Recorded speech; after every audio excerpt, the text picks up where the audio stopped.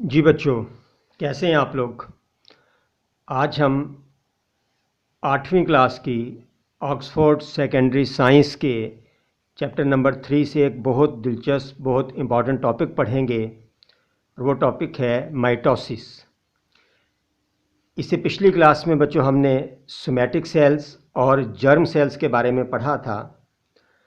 अगर अब इसको मैं क्विकली रिवाइज़ करूं, जो मेन चीज़ थी हमारी पिछली क्लास की वो ये कि जो बल्क ऑफ हमारी बॉडीज़ है that is made up of somatic cells, और जर्म सेल्स वो सेल्स हैं जो गोनेड्स में बनने वाले स्पर्म्स एंड ओवा हैं।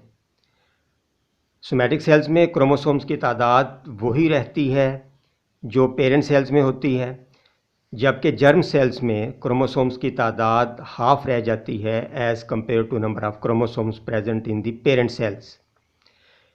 ये बुनियादी बात है जर्म सेल्स और सोमैटिक सेल्स की। आज हम इसी बात को लेके ये देखेंगे कि जर्म सेल्स में और सोमैटिक सेल्स में डिवीजन कैसे होती है। ख़ास तौर पे हमारा आज का टॉपिक जो है वो सोमैटिक सेल्स में होने वाली सेल डिवीजन है। इसे कहते हैं माइटोसिस। अगर हम माइटोसिस को डिफ़ाइन करें जिस तरह आप स्क्रीन पे देख रहे हैं, mitosis is a cell division in which a single cell is divided into two identical daughter cells having same number of chromosomes as that of parent cell। तो बच्चों इस डेफिनेशन से हमें दो तीन बातों का पता चल रहा है। पहली बात तो ये है कि एक सिंगल सेल डिवाइड हो रहा है। इस डिवाइड होने वाले सेल को हम पेरेंट सेल कहते हैं, हम इसको मदर सेल कह सकते हैं। जब ये सेल डिवाइड होगा तो इससे बनने वाले सेल्स को हम डॉटर सेल्स कहेंगे, और ये दो होते हैं। एक माइटोटिक डिवीजन के नतीजे में एक पेरेंट सेल दो डॉटर सेल्स में डिवाइड हो जाता है। इसके अलावा जो डॉटर सेल्स बनेंगे वो आइडेंटिकल होंगे, एग्जैक्टली अलाइक होंगे। दो बनने वाले डॉटर सेल्स बिल्कुल एक जैसे होंगे, एक दूसरे की कॉपी होंगे। नेक्स्ट हमें यह पता चला इस डेफिनेशन से कि इन डॉटर सेल्स में क्रोमोसोम्स की तादाद वही होगी जो इनके मदर सेल में थी, जो इनके पेरेंट सेल में थी। यानी अगर हम ह्यूमंस की बात करें, हम अपनी बात करें, तो पेरेंट सेल में अगर क्रोमोसोम्स की तादाद आपके इल्म में है 46 होती है, तो इसके नतीजे में माइटोटिक डिवीजन के नतीजे में बनने वाले डॉटर सेल्स में क्रोमोसोम्स की तादाद भी 46 ईच होगी। ये है माइटोसिस की डेफिनेशन। यानी एक ऐसी सेल डिवीजन है जिसमें एक बॉडी सेल डिवाइड होके दो डॉटर सेल्स में तब्दील हो जाता है, और क्रोमोसोम्स की तादाद जितनी पेरेंट सेल में होती है उतनी ही हर डॉटर सेल में भी होती है। यानी माइटोसिस के बाद जो दो सेल्स बनते हैं उन दोनों में क्रोमोसोम्स की तादाद 46 होगी। अब माइटोसिस होगी कहाँ, where does it take place? Mitosis takes place in somatic cells of the body. तो आपको पता है कि हमारी बॉडी की जो बल्क है, हमारी बॉडी में जो ज़्यादातर जो सेल्स हैं, जो डोमिनेटिंग मेजॉरिटी है हमारे सेल्स की, वो सोमैटिक सेल्स हैं। इसका मतलब ये हुआ कि हमारी बॉडी के ज़्यादातर सेल्स के अंदर होने वाली सेल डिवीजन माइटोसिस है। सोमैटिक सेल्स में माइटोसिस के नतीजे में इजाफ़ा होता है उनकी तादाद में। अब इम्पॉर्टेंट टॉपिक इसके आगे माइटोसिस में इवेंट्स ऑफ माइटोसिस। माइटोसिस जो है इसके मेन इवेंट्स कौन कौन से हैं, ये सीक्वेंस बच्चों आप लोगों ने समझना है और याद रखना है। ज़्यादा डिटेल तो रिक्वायर्ड नहीं है इस लेवल के ऊपर, बिल्कुल सिंप्लीफाइड फॉर्म में मैं आपको बता रहा हूँ। जिस तरह आपकी बुक जो है उसने 6 इवेंट्स डिस्कस किए हैं माइटोसिस के। सबसे पहले individual chromosomes split along there length.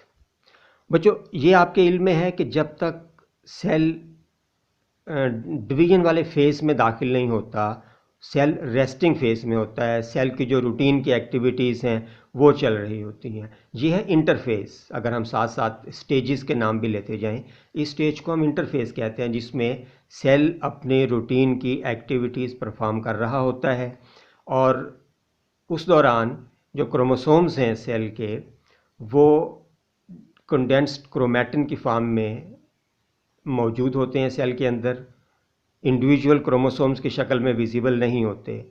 और जो ही सेल डिवीजन वाले फेज की तरफ बढ़ता है तो ये क्रोमोसोम्स जो हैं वो उन सेपरेट होना, उस जो कंडेंस्ड मैटर जो है उसमें से क्रोमोसोम्स जो हैं वो विजिबल होना शुरू हो जाते हैं। इंडिविजुअल क्रोमोसोम्स विजिबल होने लग जाएंगे। हमारे इल्म में है कि क्रोमोसोम जो है वो क्रोमैटिड्स के पेयर पर मुश्तमिल होता है, जो सेंट्रोमियर पे आपस में मिले हुए होते हैं।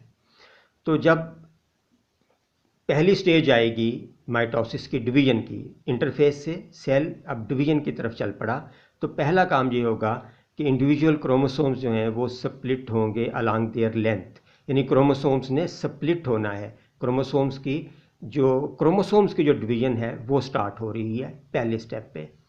Number 2, a web like structure called a spindle begins to form. अब एक वेब लाइक स्ट्रक्चर बनेगा, एक नेटवर्क सा बनेगा, जिसको हम कहते हैं कि ये स्पिंडल फॉर्मेशन हो रही है with in the nucleus of the cell. इसके बाद देखिए, the chromosomes arrange themselves around the equator of the spindle. Spindle के इक्वेटर के ऊपर अब हमारे जो क्रोमोसोम्स हैं वो अरेंज होना शुरू हो जाएंगे। The halves of each chromosome called chromatids pull apart.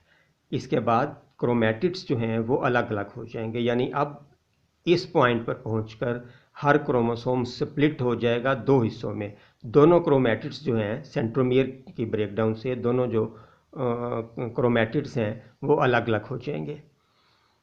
The chromatids are pulled towards the two poles of the spindle. इसके बाद जो स्पिंडल फाइबर्स हैं वो इन क्रोमैटिड्स को अपने अपने पोल की तरफ खींच लेंगे, यानी अब क्रोमैटिड्स अलग होने के बाद एक दूसरे से दूर दूर हो जाएंगे। और लास्ट पे क्या होगा, a new nuclear membrane begins to form around each daughter nucleus. तो अब ये होगा कि न्यूक्लियस जो है उसकी डिवीजन स्टार्ट हो गई और एक न्यूक्लियस जो है वो दो न्यूक्लियाई में डिवाइड होगा और हर एक के गिर्द उसकी अपनी अपनी मेम्ब्रेन बनने का अमल शुरू हो जाएगा। जब एक न्यूक्लियस दो न्यूक्लियाई में डिवाइड हो जाएगा, उसके बाद जो इवेंट होगा माइटोसिस का, उसमें सेल ने डिवाइड होना है। और जब उसको हम कहते हैं साइटोकाइनेसिस। जब साइटोकाइनेसिस का जो प्रोसेस है वो भी कंप्लीट हो जाएगा तो सेल जो है वो डिवाइड हो जाएगा टू सेल्स में। इससे हमें ये समझ आ रही है, हमने पहली क्लास में भी ये बात की थी, कि पहले जो जेनेटिक मटेरियल है, जो क्रोमोसोम्स हैं, वो डिवाइड होंगे, इसके बाद न्यूक्लियस डिवाइड हुआ और आखिरी स्टेप पे सेल जो है वो डिवाइड हो गया इनटू टू सेल्स। जी बच्चों, ये देखिए, ये आपकी बुक के ऊपर माइटोसिस के जो डायग्राम्स दी गई हैं, सबसे पहली डायग्राम जो है ये पहले इवेंट को जाहिर कर रही है, the individual chromosomes split along there length. ये इंडिविजुअल क्रोमोसोम्स आपको नज़र आ रहे हैं विद इन द न्यूक्लियस। इन्होंने स्प्लिट होना है इस पॉइंट पे, सेंट्रोमियर पे, और जब ये स्प्लिट होंगे तो इसके नतीजे में क्रोमैटिड्स जो हैं वो अलग अलग हो जाएंगे अगली स्टेज पे। इसके बाद ये देखिए, a web like structure called a spindle begins to form this one. ये स्पिंडल फॉर्मेशन स्टार्ट हो गई है। और इससे नेक्स्ट देखिए इस डायग्राम में, the chromosomes arrange themselves around the equator of the spindle. ये स्पिंडल है और इस स्पिंडल के ऊपर आपको ये क्रोमोसोम्स इसके इक्वेटर के ऊपर अलाइन हुए नज़र आ रहे हैं। ह्यूमन सेल के अंदर, ह्यूमन न्यूक्लियस के अंदर तो 46 क्रोमोसोम्स होते हैं और यहाँ आपको सिर्फ 4 क्रोमोसोम्स सिंप्लीफिकेशन के लिए दिखाए जा रहे हैं। अगर यहाँ 46 क्रोमोसोम्स दिखाए जाएँ तो जाहिर है हमारे लिए इसको समझना थोड़ा सा मुश्किल हो जाएगा। तो ये 4 क्रोमोसोम्स यहाँ नज़र आ रहे हैं। इससे आपने ये नहीं समझ लेना कि ह्यूमन्स के अंदर क्रोमोसोम्स की तादाद जो है वो 4 है। ह्यूमन सेल के अंदर क्रोमोसोम्स की तादाद 46 है। नेक्स्ट इवेंट पे हमने कहा था the halves of each chromosome called chromatids pull apart.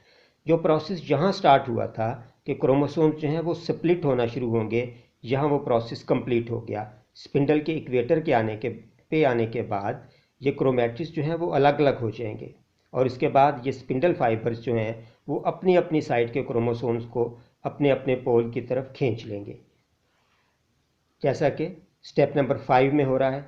The chromatids are pulled towards the poles of the spindle. ये हम देख रहे हैं कि जो क्रोमैटिड्स हैं वो अपने अपने पोल पे आके 6 स्टेज में a new nuclear membrane begins to form around each daughter nucleus. हर डॉटर न्यूक्लियस के गिर्द अब एक न्यूक्लियर मेम्ब्रेन जो है वो बनना शुरू हो गई। ये आप देख रहे हैं न्यूक्लियर मेम्ब्रेन जो है, और इसके नतीजे में क्या होगा कि जो एक न्यूक्लियस है उससे 2 डॉटर न्यूक्लियाई बन जाएंगे। जब 2 डॉटर न्यूक्लियाई बन गए तो उससे अगली स्टेज में सेल डिवाइड होगा। जी बच्चों, तो अभी जो हमने माइटोसिस के इवेंट्स देखे हैं, इसके बाद हम देखते हैं माइटोसिस की स्टेजेस। इन्हीं इवेंट्स को स्टेजेस का नाम दिया गया है। स्टेजेस को आप नेक्स्ट क्लासेस में ज़्यादा डिटेल से पढ़ेंगे, ये इवेंट्स ज़्यादा डिटेल से पढ़ेंगे। अभी सिर्फ आपके इंटरेस्ट के लिए स्टेजेस के नाम मैं आपको बता रहा हूँ। पहली स्टेज है इंटरफेस। इंटरफेस मैंने पहले भी डिस्कस किया कि वो स्टेज है जिसमें सेल डिवीज़न के लिए प्रिपेयर हो रहा होता है और इस दौरान उसकी जो रूटीन की एक्टिविटीज़ हैं वो कंटिन्यू रहती हैं। इसके बाद प्रोफेज़, जो पहली डायग्राम आपने देखी, जो दूसरी डायग्राम आपने देखी, वो प्रोफेज़ है। इसके बाद मेटाफेज़, डायग्राम नंबर 3 जो है वो मेटाफेज़ को ज़ाहिर कर रही थी। उसके बाद फिर हमने देखी एनाफेज़, डायग्राम नंबर 4 और 5, ये एनाफेज़ हैं। इसके बाद टीलोफेज़ और उसके बाद आखिर पे साइटोकाइनेसिस, जिसमें सेल डिवाइड हो जाता है। अब आपके जहन में ये सवाल पैदा हो रहा होगा कि माइटोसिस की सिग्निफिकेंस क्या है, इसकी अहमियत क्या है। तो देखिए, पहली अहमियत जो है, फर्स्ट इम्पॉर्टेंस जो है माइटोसिस की, वो तो ये है कि development of zygote into adult.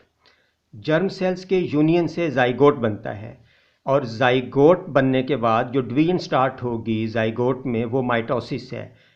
यानी बिल्कुल जो पहला स्टेप है लाइफ का, मेल और फीमेल गैमीट्स के फ्यूजन के बाद, वहाँ माइटोसिस जो है वो एक्टिवली अपना रोल प्ले करना शुरू करेगी और जाइगोट पहले सिंगल सेल स्ट्रक्चर होता है, फिर वो डिवाइड होकर 2 सेल्स, देन 4, देन 8, देन 16, ये सिलसिला इस तरह कंटिन्यू रहेगा अल्टीमेटली कि जाइगोट जो है वो अडल्ट में कन्वर्ट हो जाएगा। दूसरी सिग्निफिकेंस इसकी ये है माइटोसिस की, equal distribution of chromosomes into each daughter cell. हर डॉटर सेल में क्रोमोसोम्स की तादाद जो है वो इक्वल रहती है। This leads to same number of chromosomes in all somatic cells of the body. तो हर माइटोसिस के नतीजे में जो डॉटर सेल्स बनेंगे उन सब में क्रोमोसोम्स की तादाद सेम होगी। अल्टीमेटली जो आपकी बॉडी के जितने भी सोमैटिक सेल्स हैं उन सब में क्रोमोसोम्स की तादाद सेम होगी। It is responsible for the growth and development of an individual. Zygote से अडल्ट बनना, उसकी ग्रोथ, उसकी डेवलपमेंट, इस सब के लिए माइटोसिस जो है वो एक सिग्निफिकेंट और इम्पॉर्टेंट रोल प्ले करती है। इसके अलावा माइटोसिस की वजह से रिपेयर और रीजनरेशन ऑफ बॉडी पार्ट्स जो है वो होती है। रिपेयर, हमारी बॉडी जो है उसके मुख्तलिफ पार्ट्स में वेयर एंड टीयर का अमल जो है वो पूरी लाइफ चलता रहता है। तो जो सेल्स डेड हो जाते हैं, जो वर्न आउट हो जाते हैं, उनकी जगह नए सेल्स की जो फार्मेशन है वो माइटोसिस के ज़रिए होती है। इसके अलावा बाज़ बॉडी पार्ट्स जो हैं उसमें एक लिमिटेड सी सलाहियत है रीजनरेशन की, तो रीजनरेशन जो है उसके लिए भी माइटोसिस अपना रोल प्ले करेगी। लास्ट सिग्निफिकेंस माइटोसिस की आप पढ़ रहे हैं, uncontrolled mitosis may lead to cancer formation. अगर माइटोसिस कंट्रोल ना रहो, कोई बिगाड़ आ जाए इसको कंट्रोल करने के मैकेनिज़्म में, तो ये होगा कि सेल डिवीज़न जो है वो रिपीटेडली कंटिन्यू रहेगी और सेल्स की तादाद में बहुत तेज़ी से इजाफा होगा किसी बॉडी पार्ट के अंदर, किसी टिश्यू के अंदर, तो उसे हम कहेंगे कैंसर। ये जो अनकंट्रोल्ड ग्रोथ है, तो अगर माइटोसिस एक कंट्रोल्ड फैशन में चलेगी तो हमारे लिए इम्पॉर्टेंट है, और अगर बॉडी के किसी हिस्से में ये कंट्रोल से बाहर हो जाए तो it leads to cancer formation. हमने शुरू में साइटोकाइनेसिस की बात की थी, तो व्हाट इज़ साइटोकाइनेसिस, इस पे एक नज़र डालते हैं। It is a process in which a cell is divided into two at the end of mitosis और मियोसिस। माइटोसिस हो या मियोसिस हो, दोनों में जब सेल डिवाइड होगा तो इस प्रोसेस को हम कहते हैं साइटोकाइनेसिस। एनिमल्स में साइटोकाइनेसिस थोड़ी सी डिफरेंट है। Cell splits from the outside by a contractile ring forming a cleavage furrow. यानी एनिमल्स के अंदर जो सेल की डिवीजन है वो आउटसाइड से स्टार्ट होगी टूवर्ड्स द इंटीरियर और सेल स्प्लिट हो जाएगा दो हिस्सों में। प्लांट्स के अंदर जो साइटोकाइनेसिस है थोड़ी सी डिफरेंट है एनिमल सेल से। इसमें या new cell is formed inside the cell, new cell wall is formed inside the cell. Cell के अंदर एक सेल वॉल बनेगी और वो ग्रो करेगी आउटवर्ड जब तक कि सेल डिवाइड नहीं हो जाता। एनिमल्स में जो क्लीवेज फ्रो है वो बाहर की तरफ से अंदर की तरफ ग्रो करेगी, और प्लांट सेल्स के अंदर जो सेल वॉल नई बन रही है वो अंदर से आउटवर्ड ग्रो करेगी और सेल को दो हिस्सों में डिवाइड कर देगी। तो बच्चों, ये थी आपकी आज की क्लास। मुझे उम्मीद है कि इस क्लास के बाद आपके इल्म में इजाफ़ा हुआ होगा। अगर कोई क्वेश्चन है, अगर आप कुछ पूछना चाह रहे हैं तो आप लोग कमेंट्स में मुझसे क्वेश्चन पूछ सकते हैं। शुक्रिया। अगली क्लास में हम मियोसिस को डिस्कस करेंगे।